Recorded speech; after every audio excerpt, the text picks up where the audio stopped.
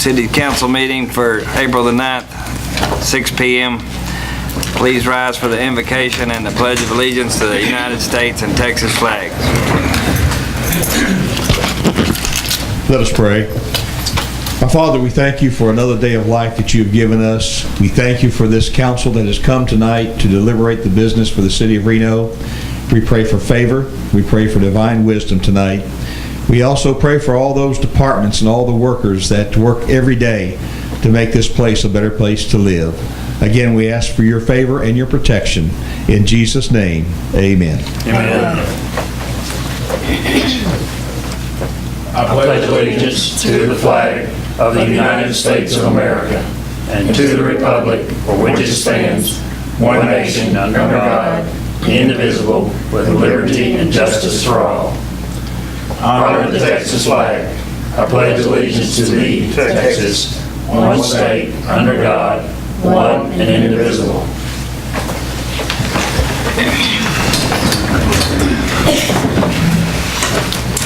Roll call.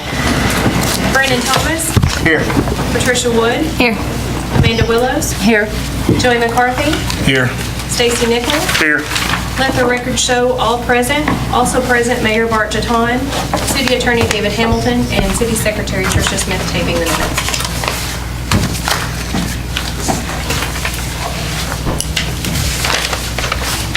No one signed up.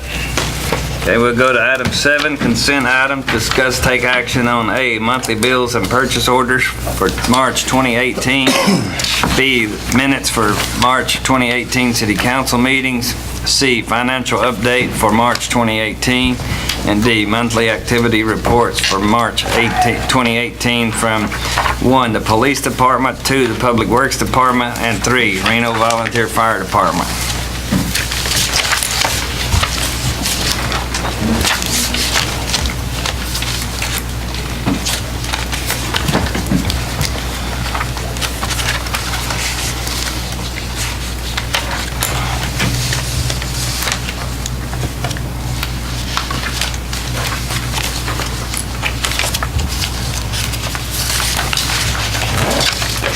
Did we do one for the police department? I mean, for the fire department? We didn't get one for the fire department, okay. I didn't think we did. Mr. Mayor, I'll make a motion that we accept consent items A through D, 1 and 2. We don't have anything from the fire department. I'll second. We have a motion by Councilmember Nichols, seconded by Councilmember Thomas to accept items A through D and 1 through 2. All in favor? Aye. Item 8A, LED streetlight proposal from Encore Electric. Mr. Larry Willis is here.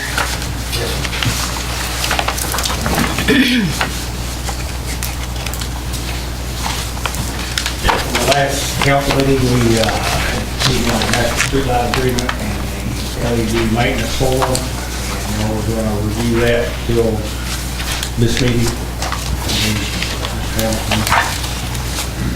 He sent some questions, answered those. So, we're looking to whether y'all want to do the LEDs or not. Up to y'all.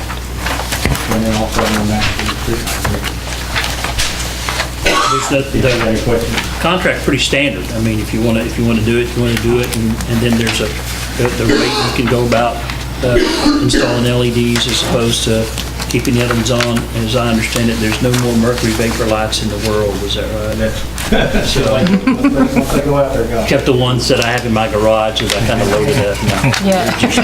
there's not any, so it's you're stuck with LED or the other kind and do the agreement. So. And we think ultimately 4 to 5 years that the sodium vapor is probably the government will probably call them too efficient also when you can say anyway. Is that the orange one? That's the only option, yeah. That's the orange ones, isn't it? Do what? Is that the orange one? Yeah, we think in 4 or 5 years, they're probably going to be obsolete anymore. Like the mercury vapors.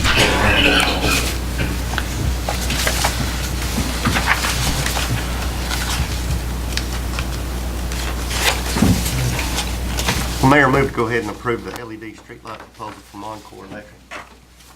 I'll second. I have a motion by Councilmember Thomas, seconded by Councilmember Willows to approve LED streetlight proposal from Encore Electric. All in favor? Aye. Thank you. Thank you. Move to item B, subdivision development east of Sugar Hill and south of Jana and Post Oak Road.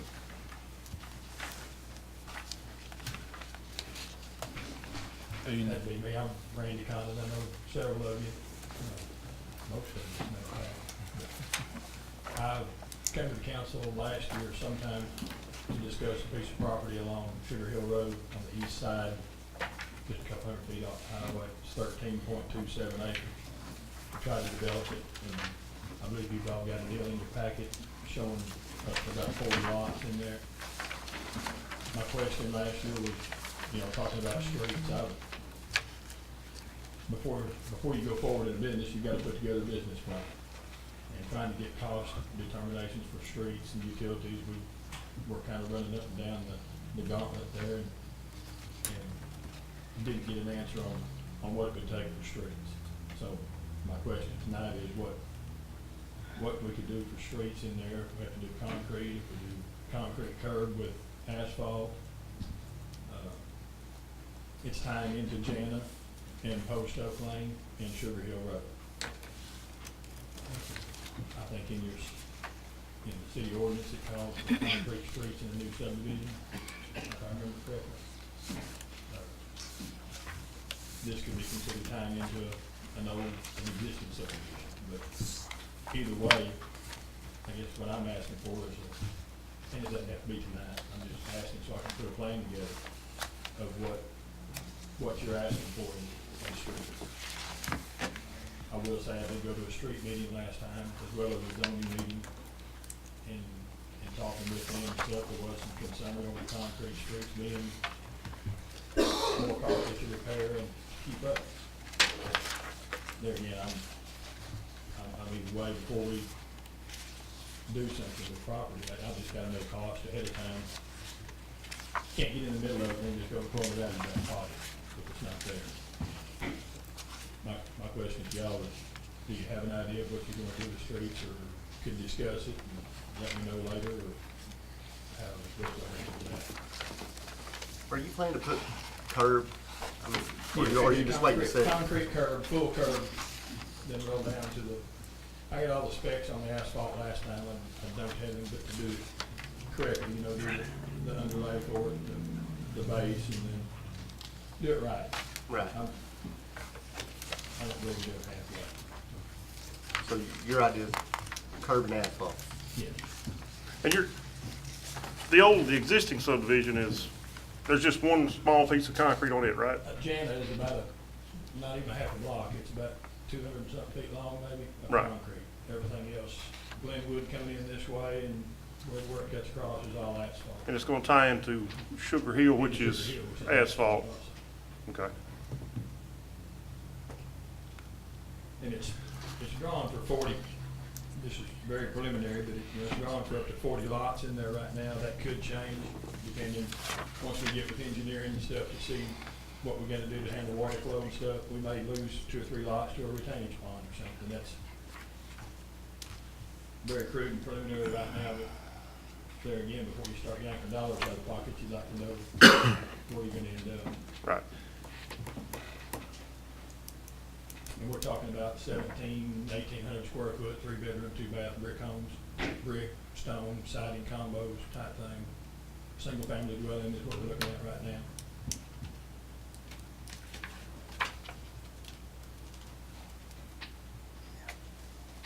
And you got approval, or the street commission was okay with the asphalt, my understanding, right? That was, Planning zone, yeah. what the street, the planning zoning, of course, that's all about, it's zoned agriculture right now. We'd have to go through the steps and zone change first, and then I went to the street meeting, and they were, from what I gathered, and correct me if I'm wrong there. Mr. Brook? Streets were, who's that? We got Mr. Brooks here.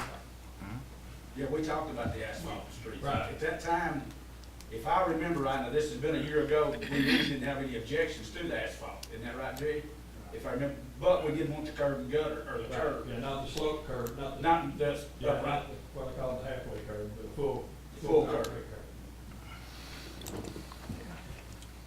And the maintenance would be a little easier on that too, wouldn't it, Jerry? whole lot cheaper to maintain the asphalt. How much curbs there, not that like we're, everything be okay with that.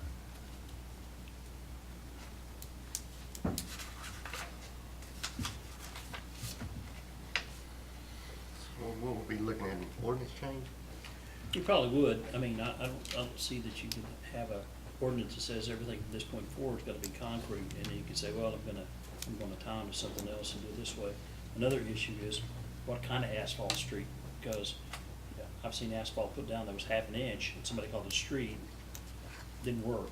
So that might be the deal, if you want to agree to some sort of asphalt, like what kind of a street can we expect?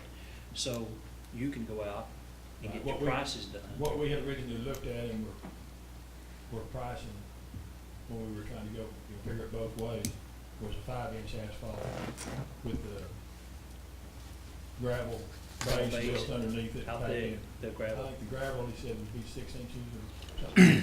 That's pretty significant How then big for that is. residential. I mean, he was talking about doing that, scheduled with Kenneth Millsap, J&L paving. Okay. Yeah, so the And question. I I'm can sorry. get specs on that. Okay. If you're gonna grant a variance, or say, yeah, we consider it, then have him come back in and say, here's what I'm planning on building here.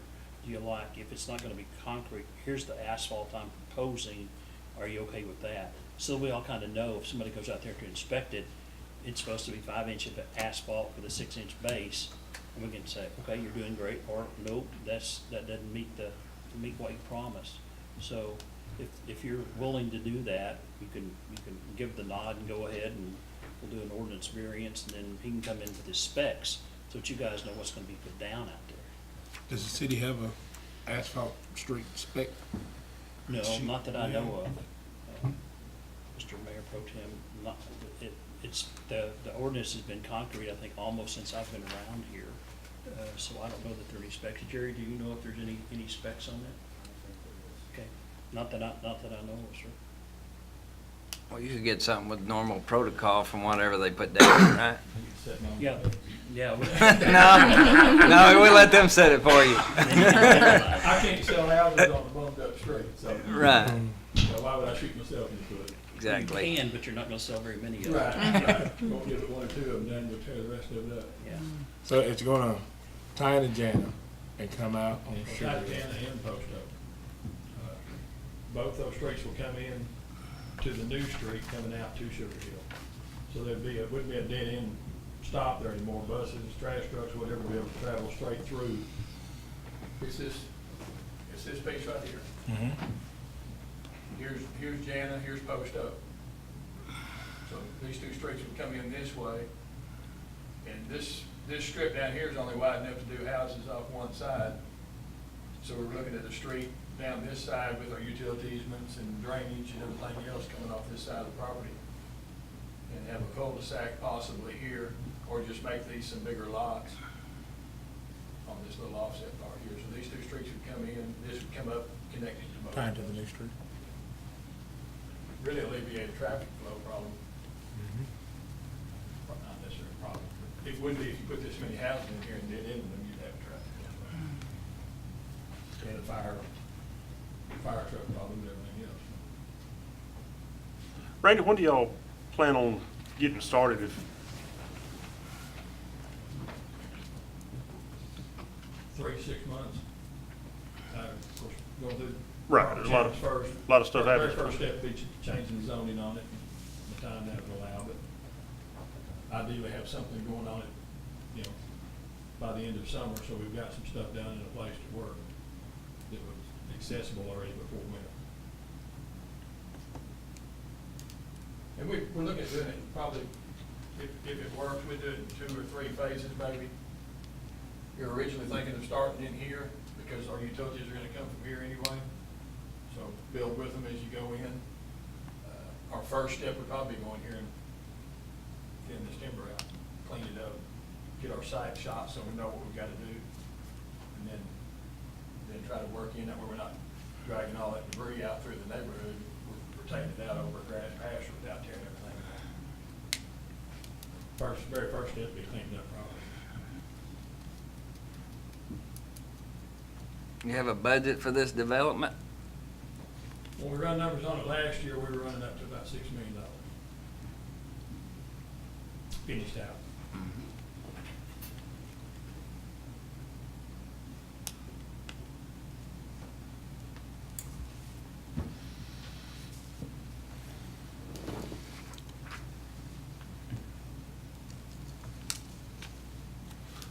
So, Mr. Hamlin, if we agree to this, what do you need? I mean, what do we need?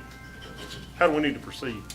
Well, I think just from the construction point of view, that the city's got to make sure that the streets that he's going to propose to build will handle the traffic, and then he'll build them, and then we'll knows, have him propose one. I think maybe if Randy went off and said, okay, here's the kind of streets I'm going to build, we got with Jerry, and Jerry and he looked at it, and Jerry said, look, this is okay, blah, blah, blah.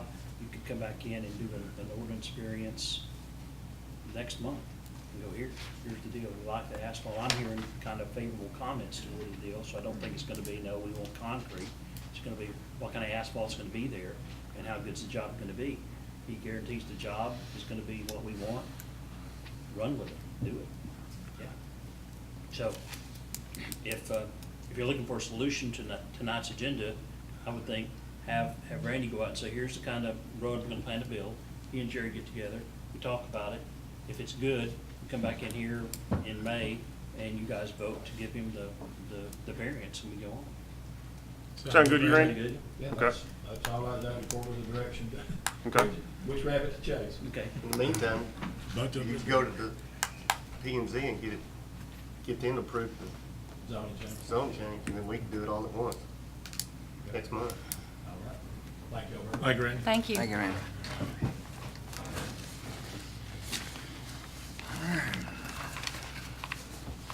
Go to item 8C, ordinance variance at 5660 Lamar Road as requested by Erica Dobson regarding Chapter 14 zoning, Section 6002, regulations to include tattoo parlor.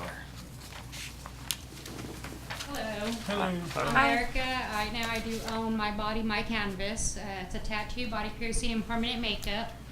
I am looking to relocate back up into city limits. I used to be up in Paris, but now I want to come into Reno. So I kind of want to see if you guys would approve to be able to put the shop there. Now, is this right by the Paris Golf Cart? No, Or where well, is this? it's actually the building itself. It's actually behind Fossil Creek, Oh, okay. Fossil Creek Oh, Storage okay. Thing. Okay. So we just need to add to the, I mean, this is what we ran into the paper shop, wasn't it? Just wasn't on the list You know what she's talking about? of approved business. That's right. That's right. It's so, the way that's written, if it's not on the list, you can't do it. Yeah. Businesses behind that, if you've seen those. Well, Mr. Mayor, I make a motion to approve the variance of 5660 Lamar regarding Chapter 14 of zoning to include the tattoo parlors, Section 6.002.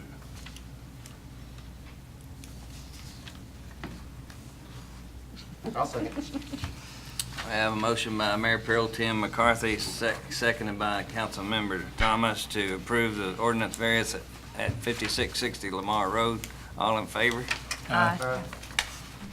Is there anything else that I need to go through before I could go ahead and, kind of sign my papers with the lady I want to rent with?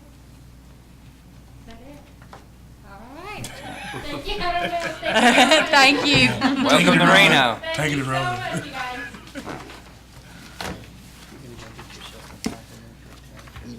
Keep it. Police officer gonna cover it. Item 8D, planning and zoning recommendation to appoint Bob Ricks to fill vacant planning and zoning position.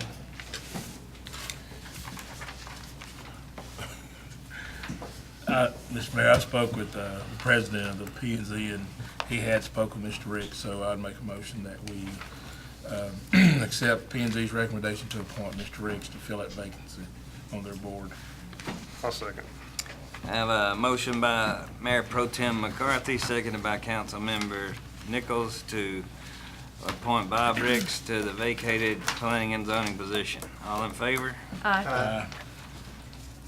Item 8E, recommendations from planning and zoning regarding rules and regulations for tiny homes.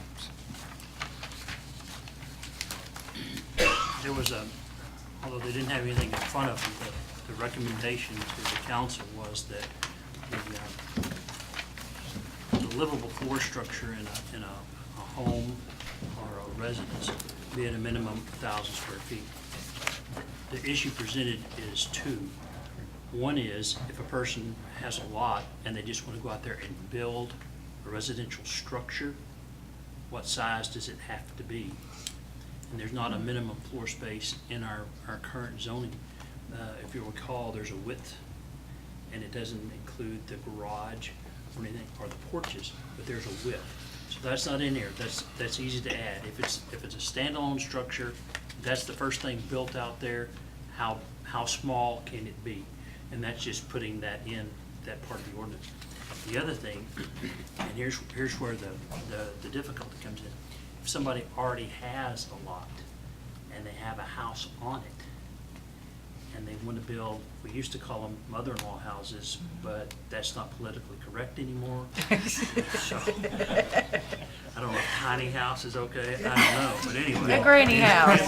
Tiny house. Call it a granny house. Somebody living there other than somebody in the other house there. Then what is gonna, that's not really regulated in the zoning ordinances, it's just not there.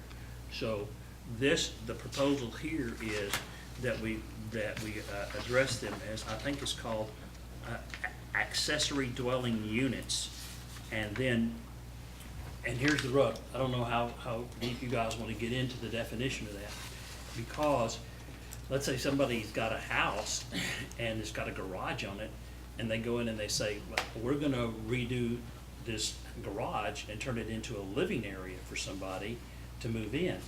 Is that okay without the city saying, well, you know what, if you're gonna be putting bathrooms and bedrooms and entrances in there, you'll need to come get a permit for that, because after all, people are gonna be living in it.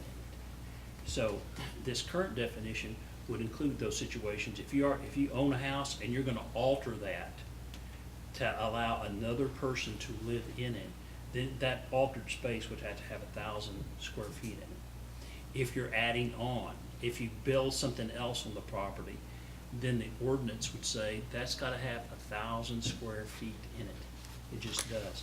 And still the person would have to get a specific use permit, because that's what we got it set up to do. So that's the nature of that beast right there. May not be something you've thought about more recently, but that's what it is. And I can remember we had an issue like that, somebody wanting to build one as an independent structure, and it just, the design plan did not fit in our zoning. So that's what kind of kept that out. So this is just a recommendation to start looking at this and get some feedback from, maybe from the council as to what you like or don't like. And if there's an issue with not doing this at all, then I can present that too. So now it's your turn to talk and my turn to shut up. There's an issue now going on in the city with this exact same thing Really? right now. It's possible, because they're extremely popular, and I see them every time I drive through town. I'll look to see, is that a home that's, is that one of these things right here? So it's very possible. I see them around town a lot.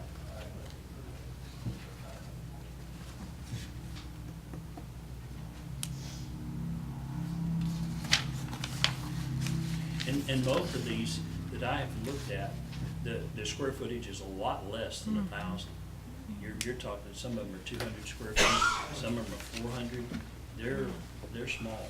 They're little bitty tiny things. And you can whip them in your backyard easier than you can a camping trailer. and drop them off, so.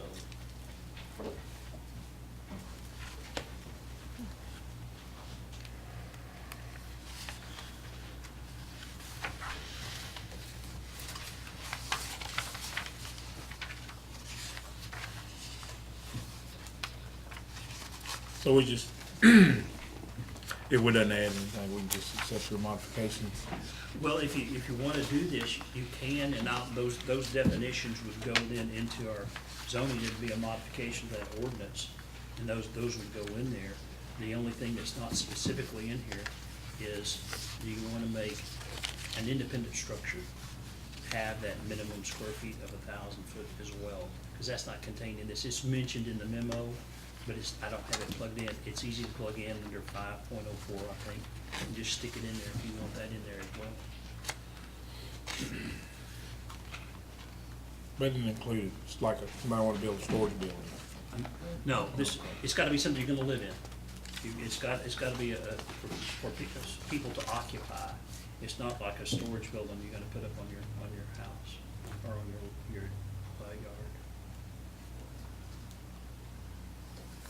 So a two-car garage, it's what, about 800 square feet? Probably. 500, okay. Says the man who has a two-car garage and just in here. Average 22 by 24 is 5 feet. That would be my only problem, if somebody wanted to take in their garage, I mean, and you've got to have 1,000 square feet. And that's, I don't know if that's, Well, are they gonna live in the garage, or are you just gonna convert that to like a man cave or a Den or something like she cave, or what are they calling those now? Not a She shed. she said. It's a she She shed. shack, I'm sorry. Yeah, I knew I'd heard it just recently, but I couldn't figure it out. She shack, or the game room, that's different than saying we're gonna have people living in that space, and that's where they're gonna live. That's not like, if you turned it into a game room or something like that, and you still had access to all the utilities, this would not cover it. But if you're gonna start putting people in there and saying that's where they live, it becomes a different story. And of course,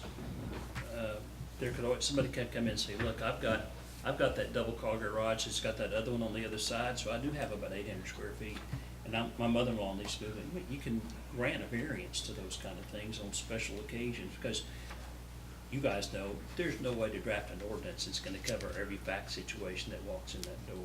It just can't happen. So, that's the nature of the beast. That's just,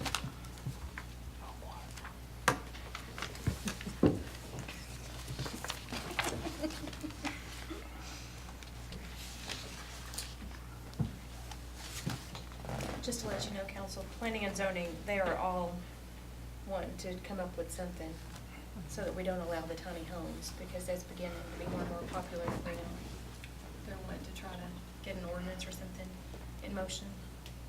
yeah, and I echo, I think that's the motive behind this, is to kind of limit the influx of tiny homes into the bedroom community here, and have a subdivision of tiny homes out there.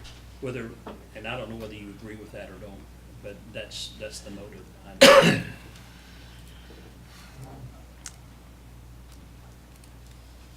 Well, I'll make a motion, we accept the recommendations from planning and zoning regarding rules and regulations for tiny homes. I'll second. I have a motion by Councilmember Nichols, seconded by Councilmember Wood to approve the recommendation by planning and zoning regarding tiny homes. All in favor? Aye.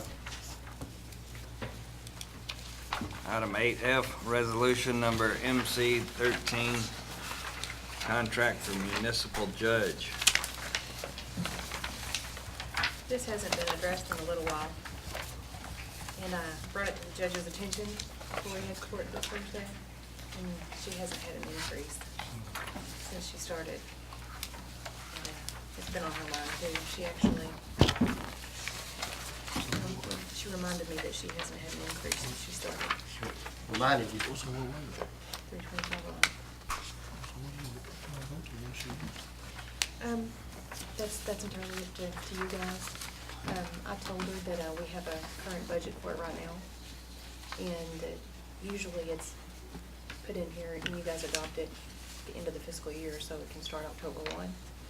Oh, I thought she was saying she's going to renew her contract. Well, we do need to, well, when it expires, it automatically renews for what it is. But just thought I would bring this to your attention that we need to renew it again. This came up in another place that I'm involved in, and nobody knew when the city judge's term was up. And we may be in the same place, we just may not know. Like Trish said, every 2 years, it's up. And there's a 90-day window to renew it. And if it's not renewed, if you don't do anything about it, it's just automatically renewed. So we could just keep on going for forever. And How's yours done? do what? How's yours done? Mine is perpetual. Mine is like an eternity. It's like an ironclad thing here. I actually have a deed. Yours never come up either. And you can review it anytime you want to. And it's probably good that if you do. But for the difference in a judge is, you guys could come in here and all you get together, y'all could fire me tomorrow if you want to. You can't do that with that judge. There's only certain times when you can say, yeah, we want you to be on board, and that's every 2 years. Otherwise, you've got to file a lawsuit, and you've got to have cause, and you get to go down and litigate that for a while. So it's kind of good to know in the back of our minds when that comes up. And this judge is great. I mean, not a problem, but might not be that way forever. So just keeping track of it's a good thing to do.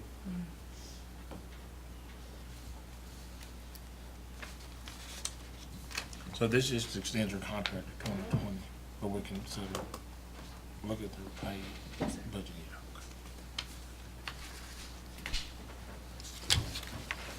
How long has she been here? 10 years. 10 years and no raise? 10 years. Mr. Mayor, I make a motion that we approve the resolution number MC 13, the contract beginning April the 9th, 2018 to April the 8th, 2020 for the city judge. Reno. I'll second. You did? Ms. Woods. I have a motion by Mayor Pro Tem McCarthy, seconded by Councilmember Woods to approve item 8F, resolution number MC13 for contract from municipal judge. All in favor? Aye. Item 8G, Texas City Attorneys Association $70 membership fee. That's for me, $70. I've never been a member of the City Attorney Association. Can you believe that? Ever. You get a plaque and everything. Yeah, I got a plaque, and I got one of those little buttons from the city of Reno that said 5 years on it when I was here 15 years. That was supposed to be 15, not 5. And Joey was over there with the magic marker, this working the marker. We got some stickers at the house we can choose. You know, I'd like to be a member of it. If you want to pay for it, I'd love it, and that's the end of that. I make a motion that we approve to pay the $70 membership fee for the Texas City Attorneys Association. I'll second. We'll get you that other number. We have a motion by Councilmember Willows, seconded by Mayor Pro Tem McCarthy to approve the Texas City Attorney's $70 membership fee. All in favor? Aye. Item 8H, street construction priority requires functioning street drainage and utilities which function independently of other sections of construction. And Chapter 10, Section 25-22, establishing minimum street specifications as related to final plat Wellington Point Phase 4B previously filed with the city.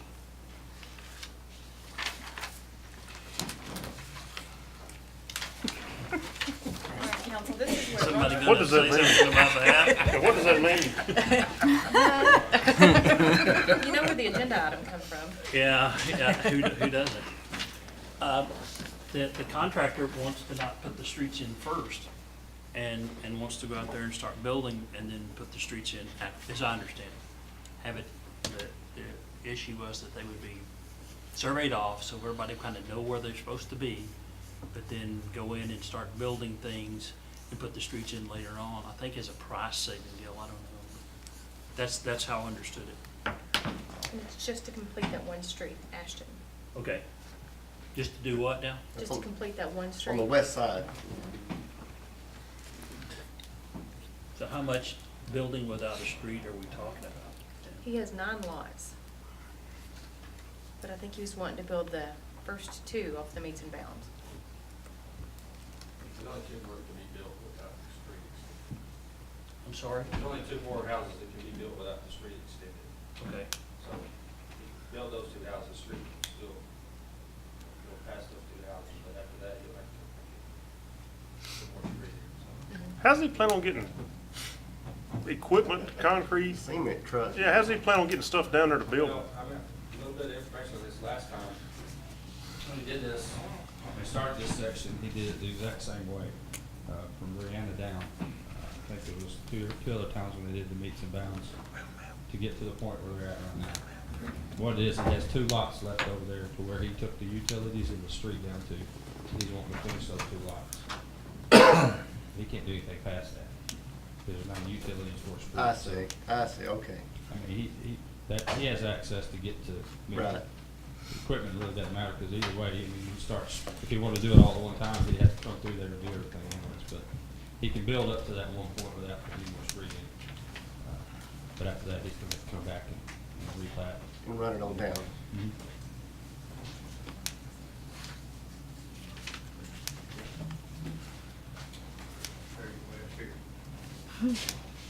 Yeah. Back by 2 more feet, that's it. Hold up there. He needs a longer arm. You're going to come up this way, I can't see it.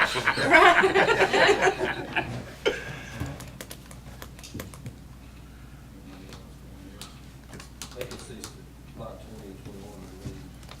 Anyways, he has a street down past, and utilities past that last Where we section. at? I mean, where we at? This is, This is Reno, and this is Reno, and this is Ashton. this is the last street there, on the southwest side of the road. That's South, Wellington Point South. That's where, like, Jason Warren and them's houses The are. very first Right one. here. Oh, He okay. has these 2 lots right here. There's 2 lots past. And Mhm. there's 1 lot on each side of the road that's in question. Mhm. That's what he's wanting to do, is finish these 2 out.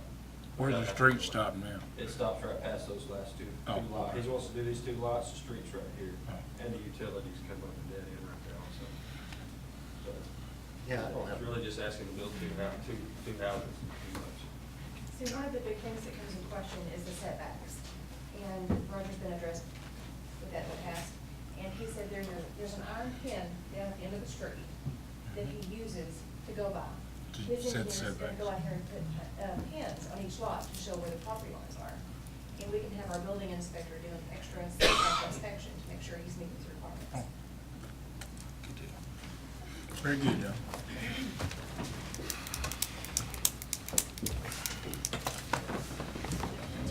Thanks for me. Sure. Oh, where's that? Yes, no, Joe.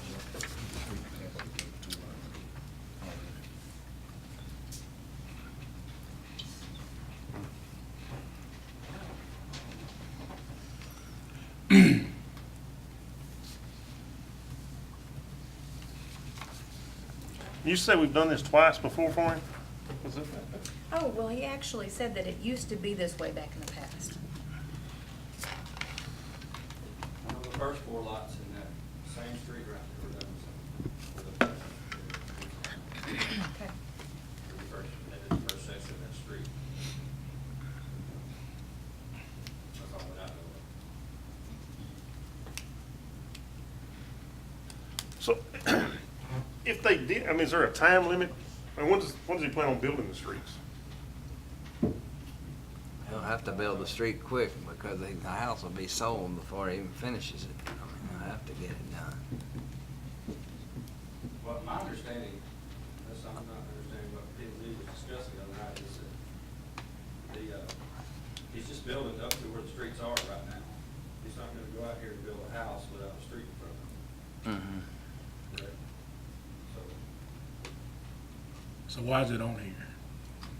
He's wanting permission to be Because able the to street build. can't end, right? Just into nothing, Right. is what it is. Pretty much. He's supposed to carry the street all the way out to Pine Mill or cul-de-sac, right? He'll bring it down where that other one meets. The other one's already in place. Brittany. This one will come Right. to it. Or that, He's wanting But to he build has it. those houses sold before he even starts building them. right. That helps him get ahead of everything. So this is kind of a build-as-you-go thing, is that what we're looking at, you think? Pretty much. And it's not, I mean, it kind of is, but it's not. It's like I'm saying, they're not going to build a house where there's not a street from it. He's just talking about building these 2 lots. You know, maybe take the money or whatever from that to go on with the rest of the project. But Right. that's kind of the way it thought to me.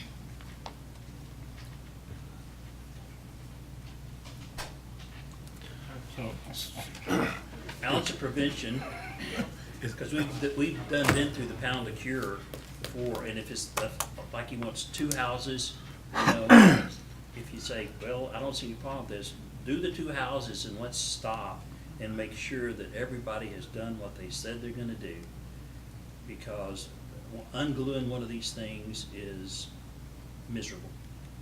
It really is. It's miserable for you, it's miserable for your attorney, it's miserable for the people involved. So if you want to say, okay, we'll trust you on those 2, do those, and then you need to do this again, come back in and let's figure it out. This city has been burned many times on people just saying, I'm gonna do it this way, and, you know, a year and a half later, you go out there and it's not done that way. Then it has to be undone. So trust this guy will do it that way, but I don't represent him. I represent you. And I know the city has spent a lot of money undoing some of these things. But, yeah, and that's my concern. I mean, we're worried about a minimum amount of asphalt and rock, and then we're just gonna say, we don't even have a street, go ahead. I got a little heartburn with that. Well, one of the previous councils approved him to stop that street where he did. And go ahead and build. Did they approve it to stop there? They If a would've- street they- can't stop there, then They would have had to, right? I don't know. I mean, Maybe it was supposed to be extended. I'm not, Well, I mean, It's all back in plans. They're all, it's all on the back. Yeah. Getting finished out. It's a matter of how they're doing about doing it. the same guy's built 200 houses over there. They ain't like kindergartners. He knows exactly what he's gonna do. I mean, So what would be the motion related to the agenda item? Well, if you, depends on, it's a no, we're not gonna do it, or we're gonna partially do it, or it's a yeah, I'll just go ahead and finish it, kinda however you wanna do it. So, cause B, there's, you know, 3 different options, I think, and one is to say, well, no, you can't. If you're gonna do that, you gotta build the whole street out there.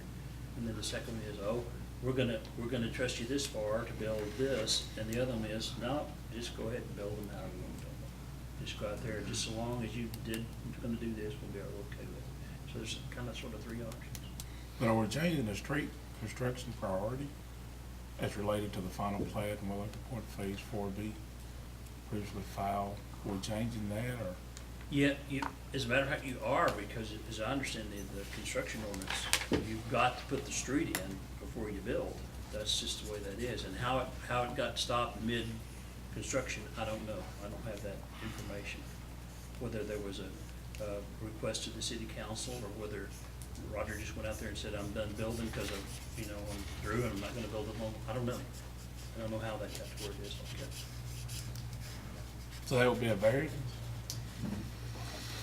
It probably would be. Well, I'm looking at H, and it doesn't say. it doesn't really say what we're doing. Yeah, exactly, that's where I'm stuck. It just says street construction priority, we're Priority. changing Well, the priority. I don't know. the priority is contained, I think, in the ordinance, is it not? It says the street is the priority construction. Oh, I see You what you're have saying. you have to do the street as the first thing you do. How long has this street been ended where it's at, Jerry? I mean, if a street can't end, how long has that one been ended? Last phase that was what, 2 years ago, 2.5 years ago? About, a little over a year and a half, probably. Maybe a year and a half, 2 years, but that's about where we stopped at this last time, so. But when he started, I'm not sure what phase that is. It's all been done in phases, so. Try to invite Roger to come to the meeting so he could help explain. well, He sells those homes, custom homes over there, so they're sold before he starts. So not everybody runs out looking for a $300,000 or $400,000 house to be built. So if he doesn't have one sold, he'll go across the street and build spec houses, and then he sells one, you know, and they're coming on through there with him. So if he sells a custom home, then he goes back over there and builds it, and that's why, you know, he's trying to recoup some of his money, I would say, to, as he goes along, he get, you know, if he spends all of his money on the street and then it takes him 10 years to sell the rest of them lots, then, you know, so how he's far got is a lot of money tied up. well, I understand that, but how far is this road from, how many feet is this road from being completed? 1,000 feet. Oh, it ain't that far. It's gotta be 800 or 1,000. Maybe It's halfway 500 or down the 600 feet. That's not far. And the two houses he wants to construct, the streets are already there? I mean, Yeah, if the streets are already there, where they'll come down the street and turn in and never be on dirt. And, you know, I don't see a problem with that. I mean, now if you wanted to move on and start building beyond where you had to, you know, driving dirt to get to it, I could see a problem with that maybe. But and on top of that, if I'm remembering right there, the slope goes back to the north, so the street goes to the north, so any kind of drainage drainage going on. would go out into the pasture instead of pasture coming into the street, you know, washing dirt in. So,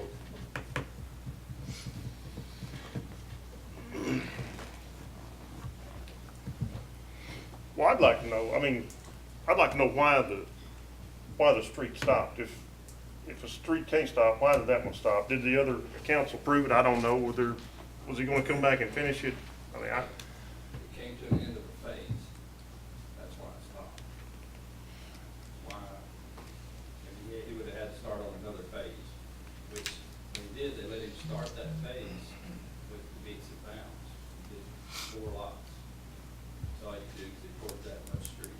And then now he's at the end of that section, he has 2 lots left, so he's asking for the same thing, basically. But- Finish those 2 houses. Start another Makes more phase. sense. Yeah. And that's, I mean, if he's then after he gets those, then he'll come back in, finished the street. do a new phase to go all the way out to the end. Yeah.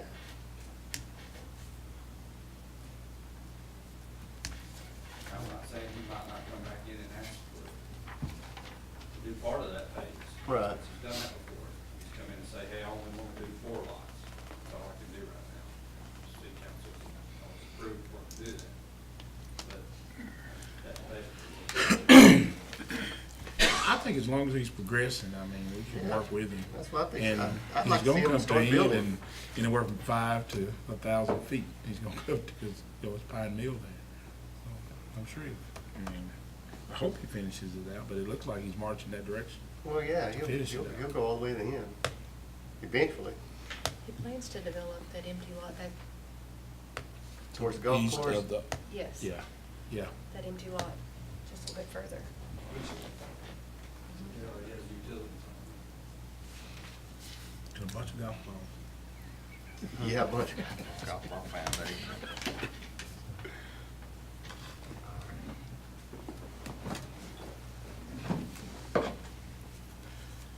Well, I'd make a motion that we do H. I mean,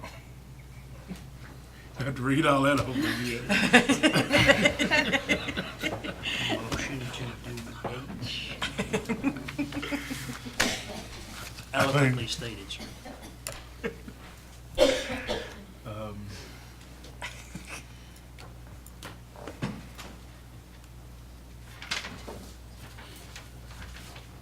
He's thinking. For two.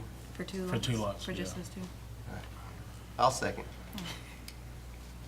We have a motion by Mayor Pro Tem McCarthy, seconded by Councilmember Thomas on item 8H to approve 2 lots for leaps and bounds.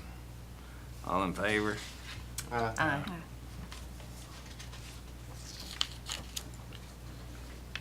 Item 8I, amendments to Chapter 14 zoning. State's opposed to H. Oh, do what? You're opposed? He's opposed to H. Okay. Hey, Stacy, Councilmember Nichols is opposed to 8. You the only one? You can explain. No. Item 8I, amendments to Chapter 14 zoning ordinance. Article 9, non-conforming uses. Article 10, administration including variances, interpretation, Board of Adjustments, appeals, similar zone change requests, violations, and penalties. Chapter 14 probably is the longest ordinance, it's the zoning ordinance. And when the ordinances out here were codified, it was so long that instead of changing it up and giving it the same labels as everything else, they just lifted it and put it over here. So one of the problems you have is you're reading chapters this and articles this, and you get to this one and it's just not that way. So we're trying to work on cleaning that up. What this does, and does everybody have the little, okay, great. That first thing right there, the first paragraph in section 9.001 is just an effort to refer back to the original zoning ordinance, and that grandfathers people in. If you built something when that ordinance was adopted, then you don't come under this until you change it, you amend it, you're doing something else to it, you change the use of it. So that language is in there for that purpose. The other thing, starting with Article 10, the Board of Adjustments has historically here been referred to as somebody, who just gives advice to the city council. It's not set up that way by statute. By statute, Board of Adjustments are decision-making bodies. And so what happens is you have people doing an extra step when they come in here. We don't do it very often, but when they do, it's just an extra step in the process. You can be the Board of Adjustments if you want to. Statute says you don't have to have another board that sits to do this. The city council can be the board, but it's real confusing for somebody to begin to read our ordinance and think, well, they're going to appear in front of the Board of Adjustments, and come to find out the Board of Adjustments is making recommendations to the city council. And that's not how it's set up in the local government code. So all the rest of this is designed to take the Board of Adjustments is advisory only, take that language out and say the Board of Adjustments makes decisions.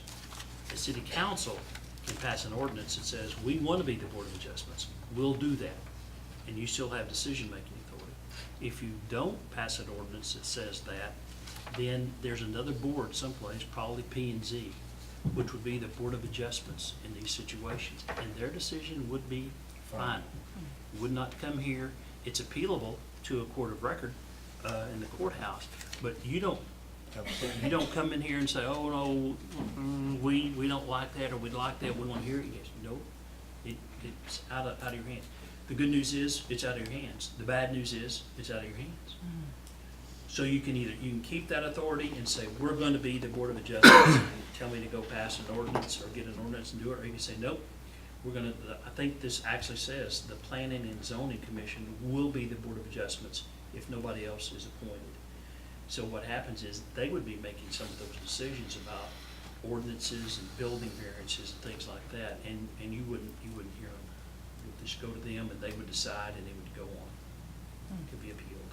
And it's that way in almost every city in the world. We're the only one that, and I know it was done this way, but it's real confusing to read. I remember the last action they had, or that I can remember, was like on a burned out structure. That was dilapidated. And the owners wouldn't do anything with, and that's the kind of stuff that I know they hear. And take action on, right? Sure.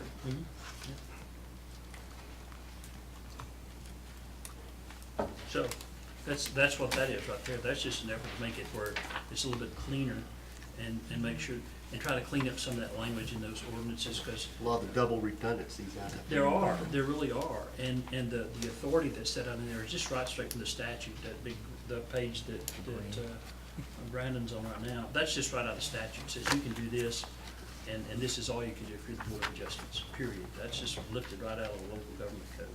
So that's their authority. It's not anything new or different. That's what they do. So, and it may take staff a little time to start understanding the process here, but you guys got a lot that you're doing.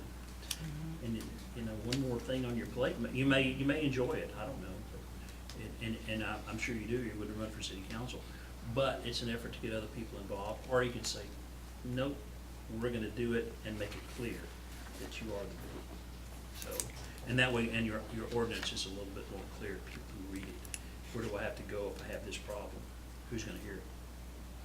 And P&Z president, they know that, as Yeah. of right now, they are that board. Right. And they're good with it? Yeah, as far as I know, they've done it in the past. Yeah. It just gives them a little bit more I'm power. good, they're good with it. I'm good with it. And on top of that, somebody, they would have to come up here and go to the P&Z and then turn around and come right back to us for the same thing. And that's part of the problem, is just how many times does somebody have to come up here to get a decision? Sometimes 2, sometimes 3, but this time kind of eliminates that. So,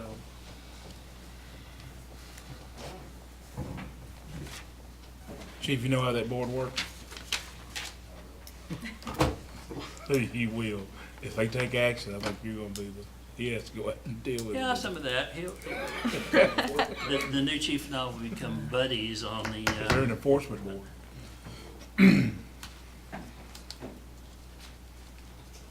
Yeah, you.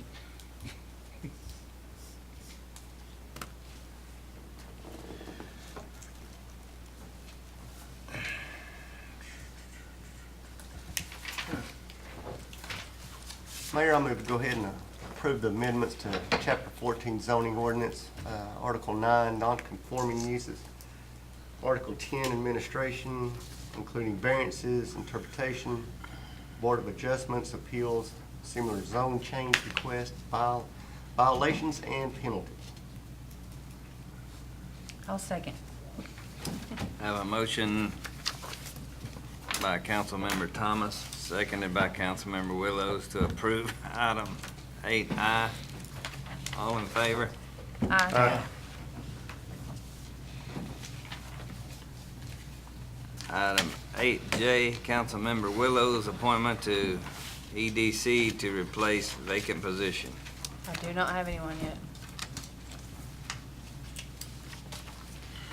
Item 8K, review proposed fees as reservations as recommended by Parks and Trail Committee.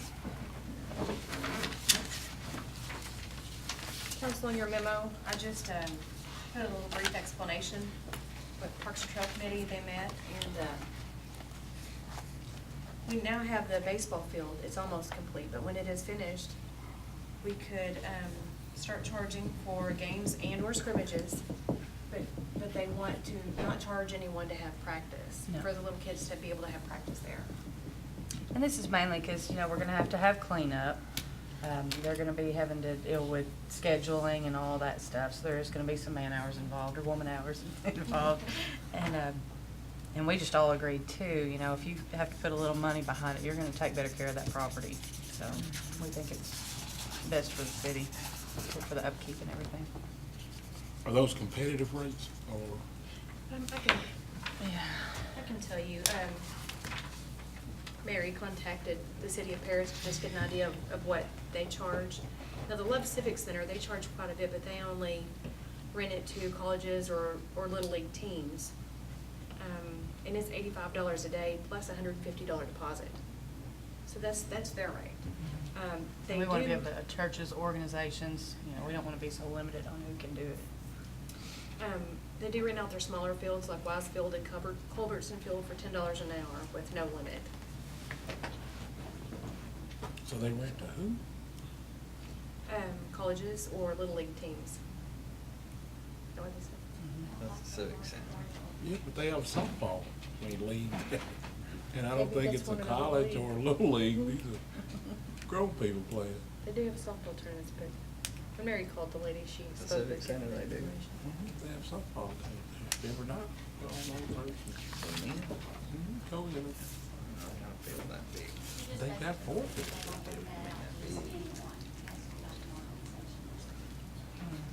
Yeah, we go for 3 now.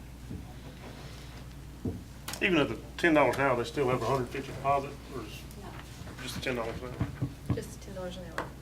And the rate that the Parks and Trail Committee is proposing is $20 per hour with a 2-hour minimum. And it's basically $10 per hour with a $10 cleanup fee. That's kind of how they're looking at it, with a 2-hour minimum.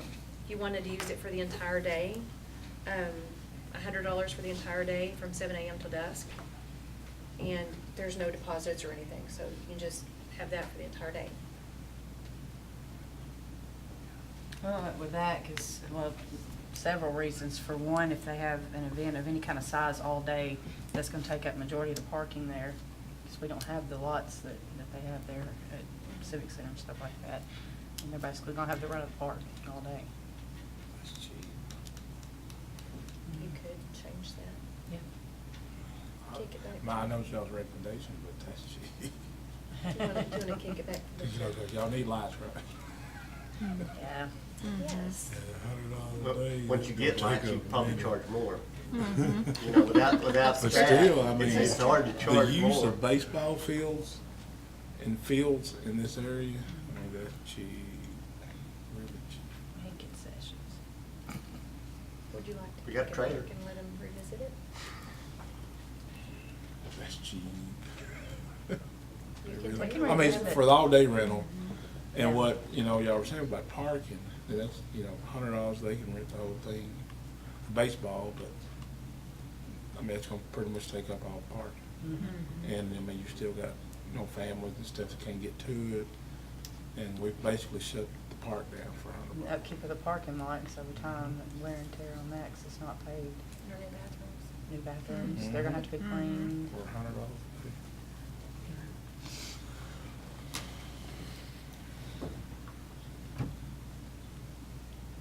Because that's basically $100 a turn, and that's really cheap. Yeah, they won't be playing tournaments out there. $10 an hour. Not without lights. During the day, they will. Yeah, but they go like in the dark at You run a night. bracket for a daytime tournament. Yeah, We do. We do it all the time. There's that. Okay. Would you like to kick it back to Parks and Trail? Yeah, we're happy to revisit it. I just think, I mean, those rates are not competitive for what's going on in the city at all. And there's projects that I know y'all would like to do, like getting lights and stuff, maybe some curb cut, some concrete sidewalks around that thing More or something parking, that. more parking. Parking. More parking. That, I just More feel that parking. $100 be taken advantage of, Okay. since it's so cheap. Okay. So that's the only part, just the, I mean, what about the $20 per hour for 2-hour minimum? I don't think that's bad. That's So just revisit the $100 per the entire day. I mean, especially springtime comes, people's gonna be looking for places to have tournaments, and, I mean, I agree with, you know, of course, the practices, and, cause y'all have a reservation list for that, sign up, or whatever.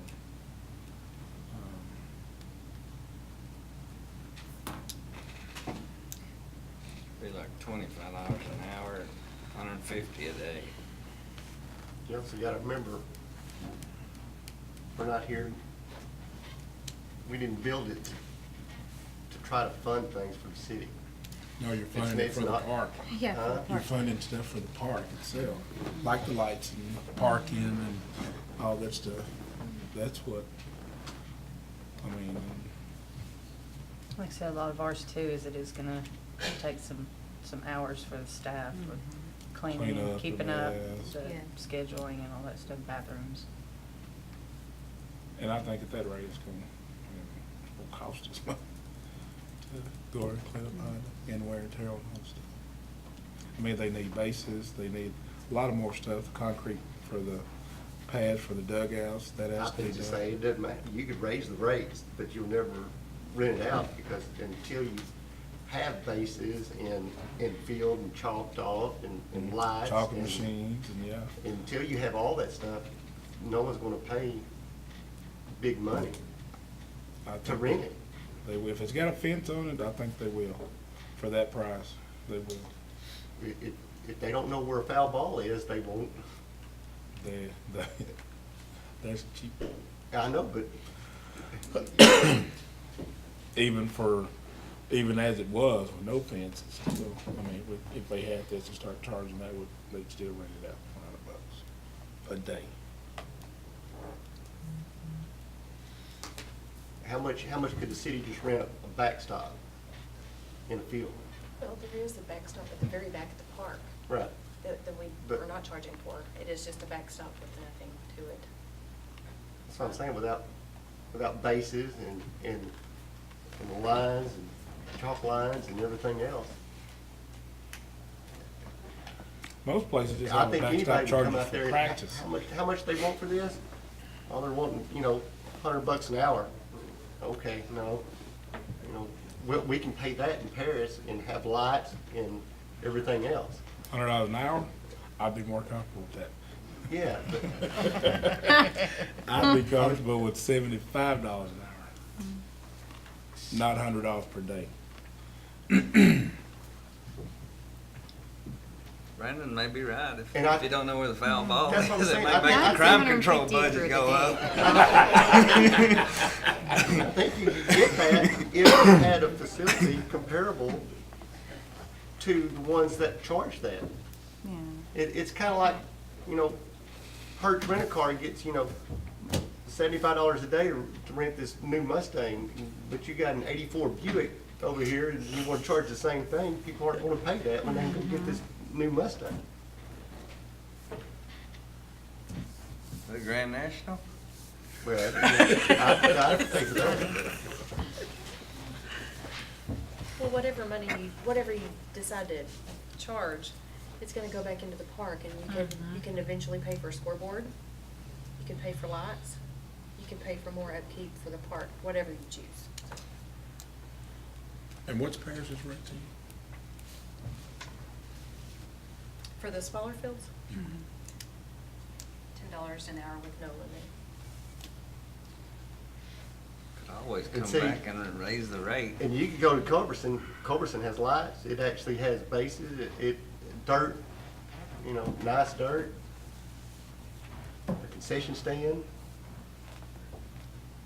So, Well, that time you been back. I think that Covers the park. I play Pee Wee. I know all about it. I think the hourly rate's I almost hit a home run. just a little bit of fun and dirty, but I think the hourly rate, Yeah.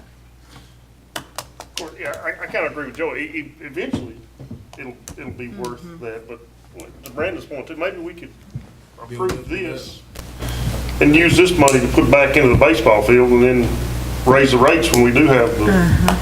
Improvements done. Yeah, because I'd hate to wait another month and we've lost 30 days worth of Right. activity that we could have been buying the chalk machines and stuff with, Red light bulb. Yeah. I'm good.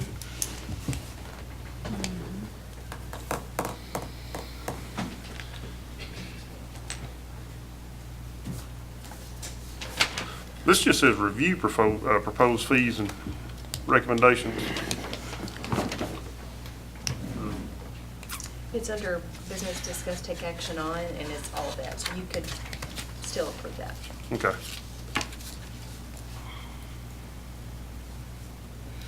Is there a reason y'all didn't look at a deposit? Well, I don't think so. I think what they took, I'm trying to remember here. Now, back when they wanted to reserve the pavilion, one of the big things is what if one party comes in and has the pavilion and they want their, and it's on a weekend, and they want their deposit back, and we come in Monday morning and it's trashed and somebody come in after them? Who's gonna control that? Yeah. How are we gonna determine who's getting their deposit back and who's not? And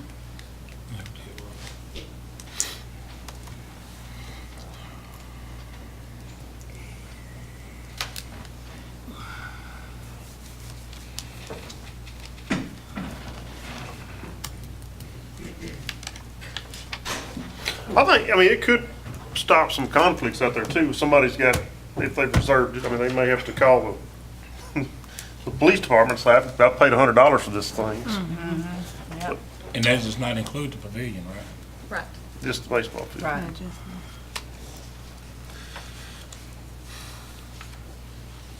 Well, we gotta start somewhere.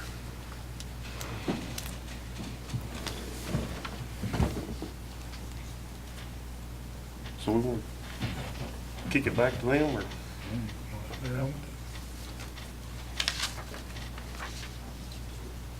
Well, I move to go ahead and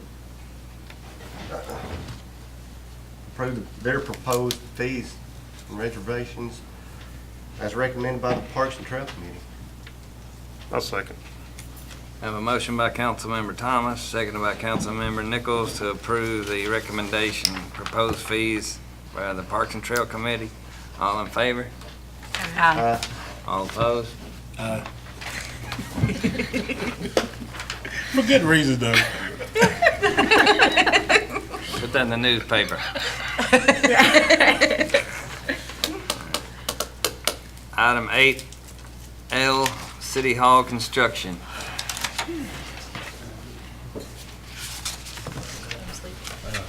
Public Works building's coming along pretty good. We're probably gonna be moving our stuff into our building next week. Everything should be completed into this week, first part of next week, so. PD side of it, they're sheet rocking, mowing the walls right now, so they're getting pretty close to put some paint down, and a few weeks away probably from there too, to get the ceiling and stuff done, so. Anybody have any questions about anything? Have you figured out how you're gonna do the parking out front? Not yet. We're gonna have to figure it out. I'm trying to get a couple different contractors come look at it, just get some ideas on what we can do, what would be the best thing to do, but No. trying to build everything up as much as we can with what we have. So, you know, asphalt, that part of it won't cost as much when we have to overdo the parking lot, because we're wanting to try to extend it out here and some different things, but, if we can use as much stuff that we have, free dirt and stuff to level, bring it up closer to level, then, it won't cost as much on the other end of it, but still hadn't got to that point yet, but, yeah, we're starting to look into that, try to figure out what we can do. So do you think by, say, May 12th, everything's gonna be good back here? By May 12th? Yeah. What about that? To have like some kind of thing?